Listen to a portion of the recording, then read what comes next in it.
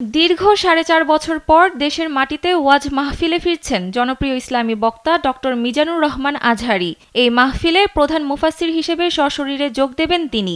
বিষয়টি কালবেলাকে নিশ্চিত করেছেন ওয়াজ মাহফিলের আয়োজক মোহাম্মদ নেয়ামতুল্লাহ নিজামী।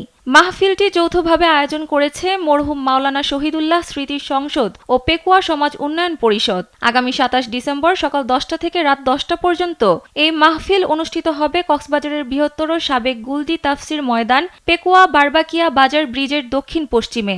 মাহফিল কমিটির সদস্য মিজানুর জানান, পোস্টারে উল্লেখিত সব মুফাসসিরই উপস্থিত থাকবেন। তিনি সুষ্ঠুভাবে মাহফিল সম্পন্ন করার জন্য সবার সহযোগিতা কামনা করেছেন এবং উপস্থিত থাকার আহ্বান জানিয়েছেন।